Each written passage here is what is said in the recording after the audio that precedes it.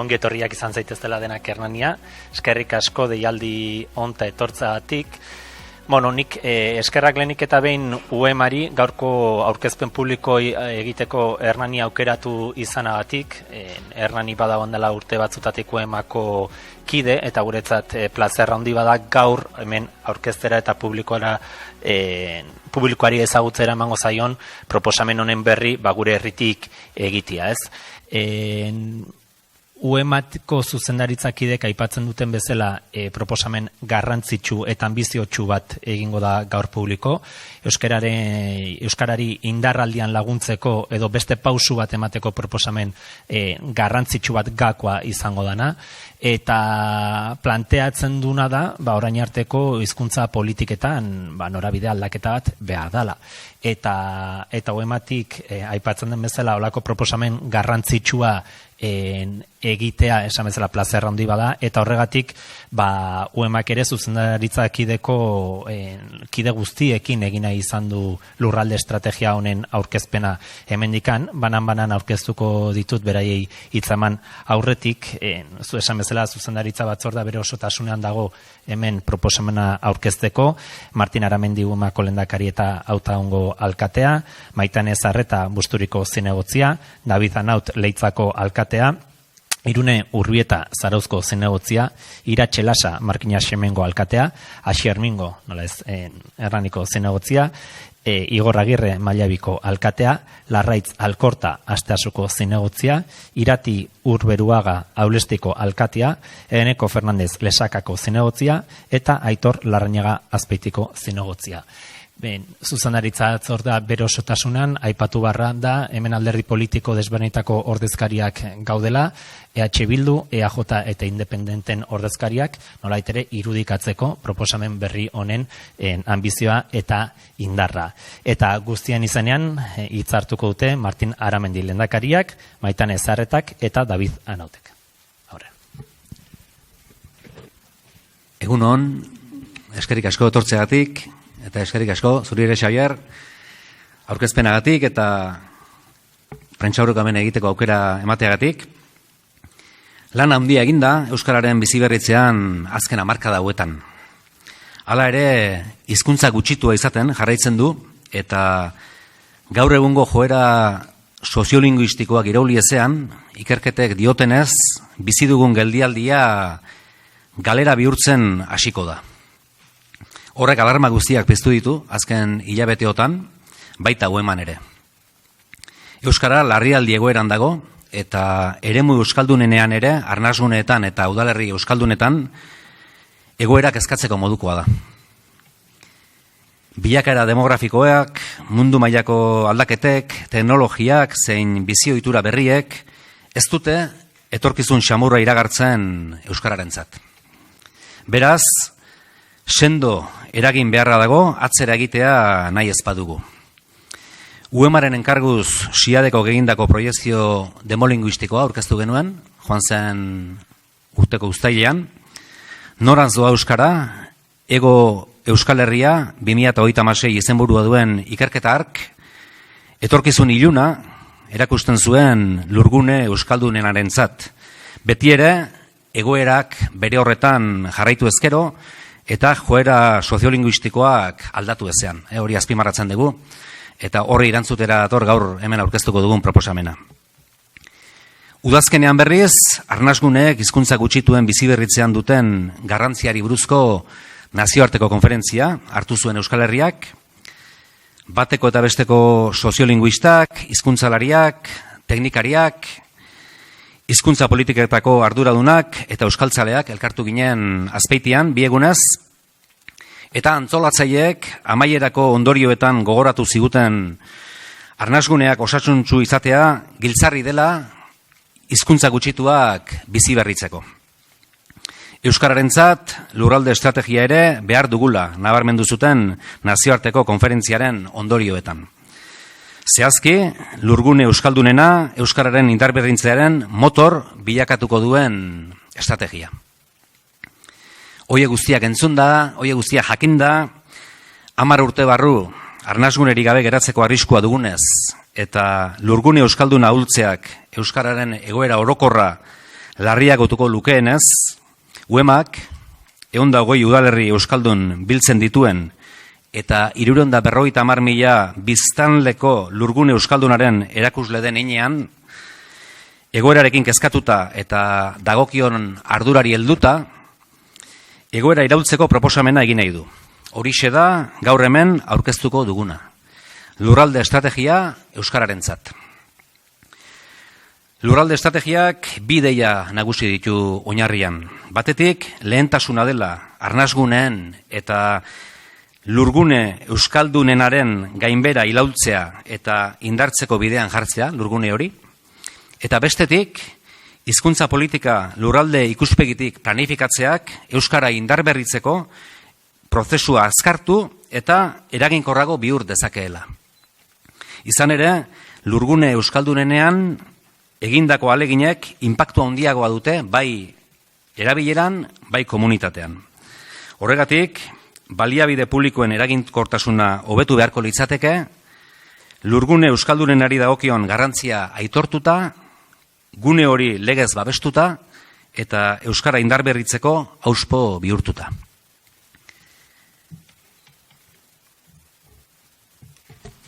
Horretarako, gaur aurkezten dugun lurralde estrategia honetan, 5 irizpide, mapa bat eta 3 norabide proposatzen ditugu. Hasteko, 5 irizpide zehaztu ditugu, hizkuntza politika horien arabera egin beharko litzatekeela sinitsita. 5 irizpide horiek aipatuko ditugu lehenik. Lehen irizpidea, lurralde eremu guztietan eragin behar da. Orain arte, hainbatek uste izan dute, eremu euskaldunenetan ez zegoela eragin beharrik, bertan euskarak ez zuelako atzera egiteko arriskurik. Ondorio eta malgarriak izan ditugu ikuspegi horretan oinarritetako jardunak, edo jardunezak, indar guztiak lurgune euskaldunean jarri eta gainerako eremuetan eragiteari usteak ere ez gaitu inora eramango. Jakinda, euskal hiztunen 3 laurdenak erdaren nagusitasun handiko udalerrietan bizi direla. Horiek UEMaren proposamenaren eremutik kanpo gelditzen dira, baina indarberritze prozesuarentzat funtsezkoa da eremu horietan aurreratzeko estrategian asmatzea. Azken batean, ezinbestekoa da indarberritze ahalegin berria eremu guztietan indartzea eta toki guztietan estrategia egokiak garatzea. Bigarren irizpidea. Lurralde batzuen eta besten egoera soziolinguistikoa ezberdina denez, esku hartze moldeak ere ezberdin doa beharko izan gehienetan. Komeni da, eremu mota bakoitzarentzat esku hartze molde egokituak garatzea, plangintza eta diskurso ezberdinekin. 3. irizpidea. Azkarrago aurreratzeko eta egokiago eragiteko lagungarria da lurgunei rol ezberdinak aitortzea. Bakoitzari dagokiona. Lurgune euskaldunari motor, lidergo, aitzindaritza papera dagokio indarberritze prozesuan. Dinamika soziolinguistikoan hori horrela gertatzen da, berez guk horren arabera esku hartu edo ez. Zonalde euskaldunagoak euskara irradiatzen dute gainerakoetara. Lurgune bakoitzak izan beharko luke dagokion rola. 4. irizpidea. Egin dezaketen ekarpen handiagoagatik, gainerako eremuak euskalduntzen duten eraginagatik eta arnasguneek hizkuntza gutxitoaren osasun orokorrerako duten garrantziagatik, arreta berezi eskaini behar zaio lurgune euskaldunenari oroar eta arnasunei batik bat. Horrela, euskalduntze prozesuan funtsezko alderdia izango da euskara nagusi den lurralde eremua zabaltzea, neurriz eta sendotzea bere euskalduntasunean. Eta 5. irizpidea, lurgune euskaldunena, arnasuneak bereziki, gainerako eremuen euskalduntzelako baliabide eraginkorragoa bihurtu behar da. Modu askotan gertatzen den irradiazio lan hori, berariaz bilatzea eta bultzatzea, hildo emankorra izan daiteke lurralde osoaren euskalduntze ahaleginean.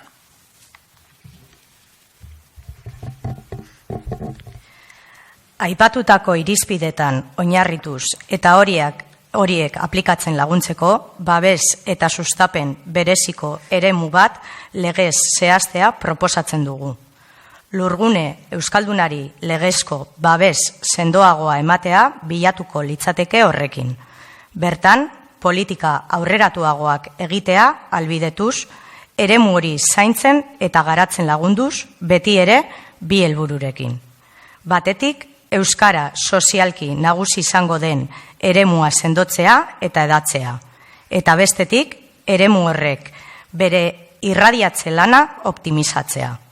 Azken batean, babes eta sustapen bereziko eremuarekin, lurgune euskalduna babestea eta edatzea bilatuko litzateke. Aldi berean, Euskal Herriko udalerri eta eskualdeen arteko hartu emana eta dinamismoa hizkuntzarentzat mesedegarri izango den moduan garatzea bilatuz. Gure iritziz, babes eta sustapen eremu horrek lurgune euskalduna zehaztu beharko luke lehenik, bilatuz gune soziolinguistikoki sendoa eraikitzea. Bestetik, bai gune zabal horretan, baita gune horretatik kanpo gelditzen den zonaldean ere, barruan egon daitezkeen tipologia ezberdinak ere zehaztea lagungarria litzateke, lehenago aipatutakoaren bidetik. Mapa osatzeko prozesua, aukera ezberdinak teknikoki landu eta horien artean egokiena adosteko prozesu gisa irudikatzen dugu. Indarberritzean eragiteko 5 irizpide eta babes bereziko eremua definitzeko mapa bat aipatu ditugu. Guztia biltzeko, berriz, 3 norabide ere gehitu nahi ditugu, ezinbesteko urratsekin. Lehendabizikoa, politika integraletara jauzia eman beharra dago. Hizkuntza politika ez da euskara saietan soilik egiten. Areago, lurgune euskalduneko prozesu soziolinguistikoak aztertuta, kasu gehienetan, ondorio nabarmenagoak dituzte hizkuntza politikako saiak ez direnetatik egiten diren politika publikoek, euskara saietatik egiten direnek baino. Beraz, ezinbestean, zeharlerrotasunez planifikatu behar da euskararen indarberritzea sail guztietatik. Ez da erronka makala. Bigarrena, tradizionalki hizkuntza politikak landu izan dituen alderdiei dagokienez, hizkuntza helduen euskalduntzea, kultura, hedabideak, aisia, politika aurreratuak behar dira lurgune euskaldunenetarako. Ikerketa eta ezagutzatik abiatuta, errealitate soziolinguistikoak oinarrian hartuko dituen arau, proiektu zein egitasmo estrategikoak garatu eta martxan jarri behar dira. Lanketa hori araugintzatik zein sustapenetik egin beharko da ezinbestean. Hirugarrenik, lurgune horretako hiztunen kontzientzia linguistikoa eta ahalduntzea sendotzea funtsezko norabidea da. Nahitaezkoa. Herritarra aldunak izateak, baino ez du bermatuko lurgune horretako herritarrek eusle papera betetzen jarraitzea. Halaber, ahalegin egin beharko da lurgune euskalduneneko herritar eraldunen euskararen aldeko jarrera indartzen.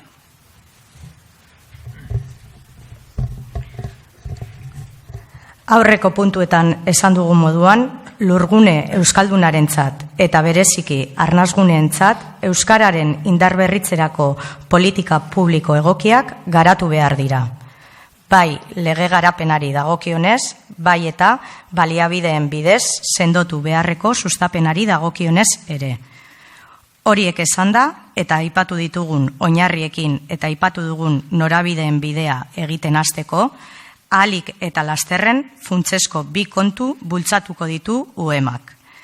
Lehenik, lege babesa. Izan ere, lurgune euskalduna indartzeko premiazkoa da marko legal egokia garatzea.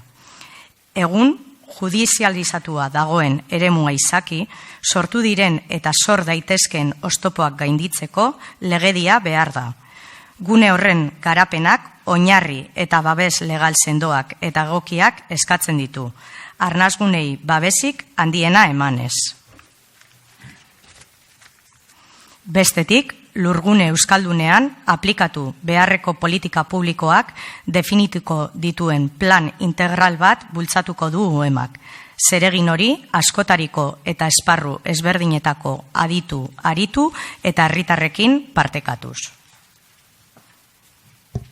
Ikusi duzuen moduan, hainbat ertz ditu lurralde estrategia honek, eta hoiek guztiak bateko eta besteko eragileekin hitz egin landu eta adostu nahi ditugu. Hemendik aurrera, proposamen hau irekia da noski, bide luzea du oraindik egiteko, eta esan bezala batzuen eta besteen ekarpenak jasotzen eta adostasunak lortzen saiatuko gara datozen asteetan. Adostasun horien bila proposamen hau 4 haizetara zabaltzeko konpromiso hartzen dugu, era berean, eta bihartik aurrera, esan bezala, bilerak egiten hasiko gara, alderdi politikoekin, euskalgintzarekin eta gainerako erakunde publikoekin. Badakigu gainera, beste hainbat eragile ere ari direla lanean, euskara indarberritzeko borondaterik sendoenarekin, euskara bidegurutzean dagoela ikusita eta hizkuntza politikak norabide aldaketa behar duela sinetsita. Euskalgintzak esaterako lan handia egin du azken hilabeteetan proposamen berriak mamitzen eta euskarak pizkunde berria behar duela jendarteratzen. UEMak ere bat egin du ekimen hoiekin eta hoiek sendotzera eta zehaztera dator lurralde estrategia.